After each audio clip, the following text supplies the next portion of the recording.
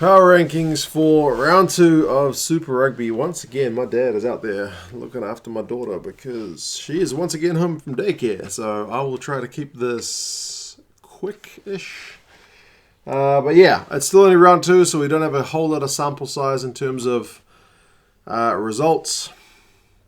So there are some teams who've kind of fluctuated pretty wildly from one result to being like perfect to middling, so there's a bit of movement, but as the season goes by, things should settle down. Let's start with 15, and it's the Waratahs. They got a hiding at home to the Blues, which is generally not a good thing to do. The Blues aren't a particularly strong team, at least based on that round 1 result. So, yeah, that's 2 from 2. I could kind of give them a pass for an away loss to the Crusaders, but getting thumped by the Blues at home, that's not something you should be doing. And another Aussie team is here, joining them in the bottom 2 spots. It's the Rebels. The Rebels have lost to the Sunwolves and lost to the Brumbies now. So, admittedly, 2 away games, but that's probably the only difference between them and the Tars in terms of their spot. If the Rebels had a home game and lost, they'd probably be in the bottom spot. Interestingly, though, these 2 teams play each other next. The Waratahs are traveling to play the Rebels away. So, yeah, one of these teams will jump up, and one of them, whoever loses that game, is in 15th for next week. I would say that's pretty much guaranteed. Next is the Bulls. The Bulls have had a couple of losses now.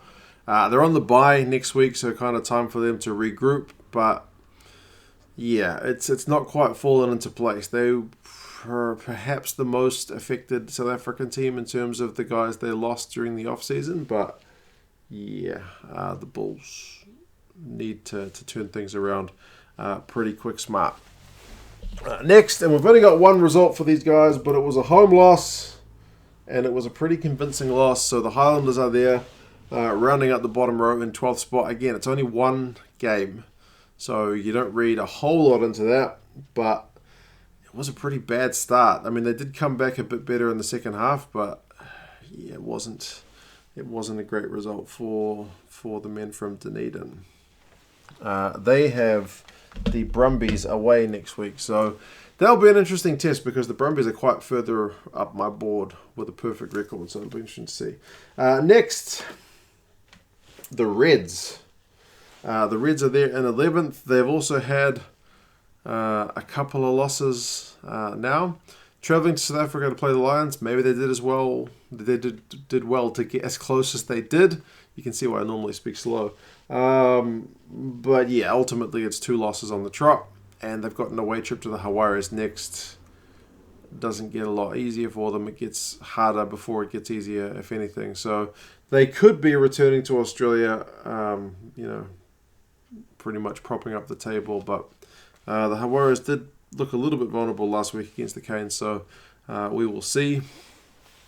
Next, it's the Lions. So they're one of the teams with a split record. They did manage to beat, like I said, the Reds, but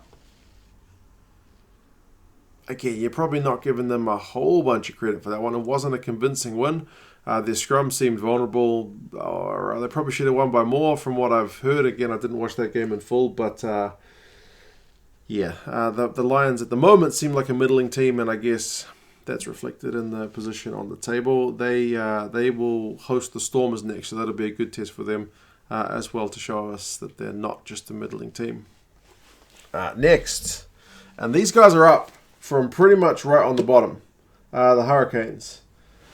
So the Hurricanes had an atrocious first week where they couldn't score a single point against the Stormers, and they've bounced back with a never say die away win over the Huaraz where they looked to be dead and buried. So credit to them for sticking things out. Up 6 spots from the week before. I forgot to mention that for the other teams. But the Waratahs are down 5. The Rebels are the same. Bulls are down 2. Highlanders are down 4 because they were in the middle at the start.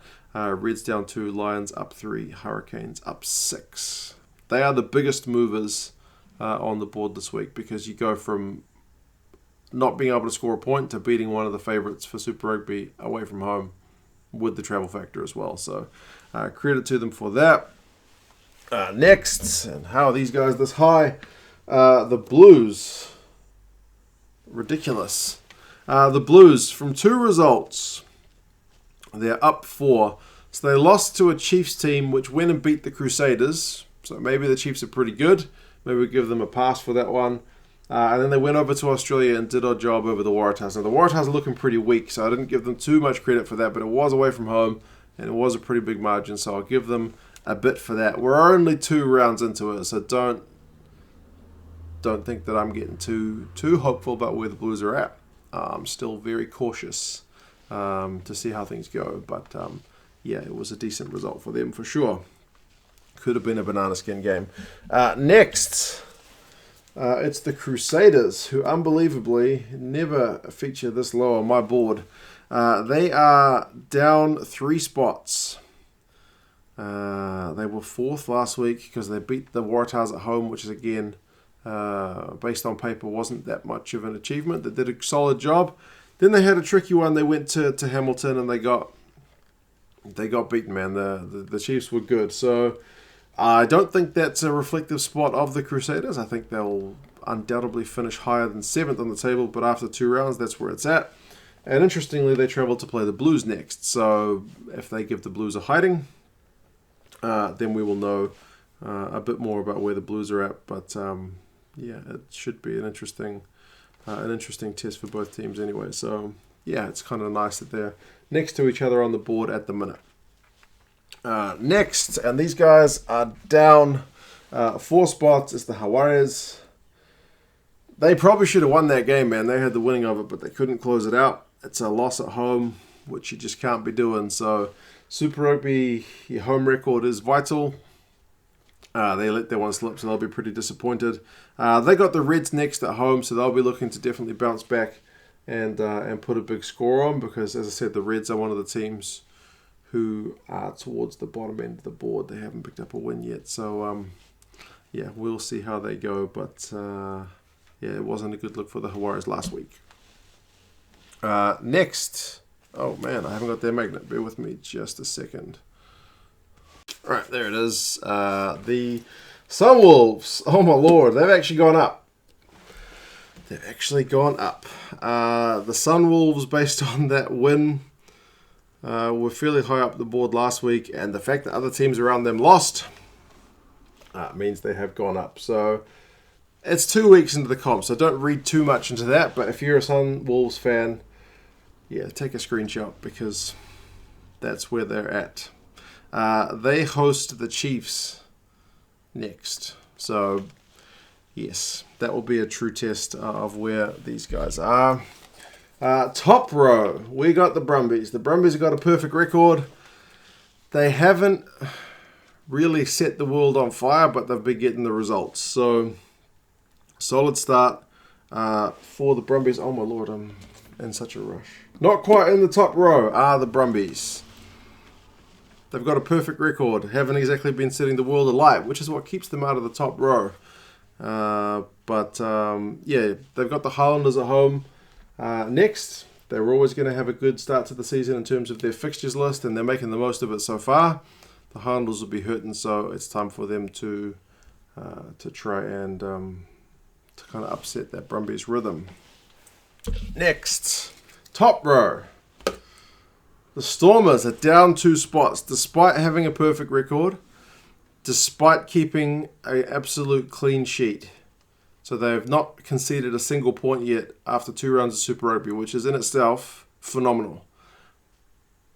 But I feel like they weren't all that convincing compared to some of the other results around them. So they've dropped, but they're still in the top row. So credit to them for that.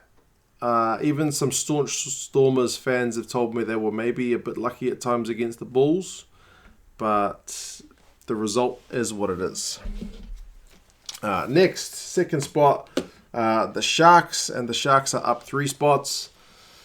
Man, what an away win.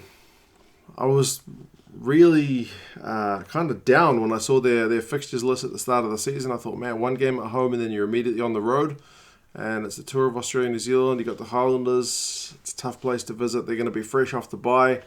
But the Sharks got it done. They didn't dominate the game for 80 minutes, but they dominated the start and they dominated the finish. So, man, it's already a good tour. and they'll be looking to pick up some more points on the way. They travel to the Hurricanes for their final New Zealand game before they head over to Australia. And the Chiefs, it's pretty much a thing that if you beat the Crusaders, you're going to bounce up the table. And sure enough, the Chiefs are up 2 spots to number 1. Credit to them for a good win over the Crusaders. They've beaten 2 New Zealand teams, 1 away, 1 at home. Admittedly, one of them was the Blues, but still, they were down, and then they managed to come back and win it. So, yeah, they're looking pretty good. They travel to Japan to play the Sunwolves. I think they're going to rest some of their players, so that'll be an interesting one to see how that goes. But yeah, that's the power rankings. Has been 11 minutes plus a minute of me looking for that Sunwolves magnet, so I had better go.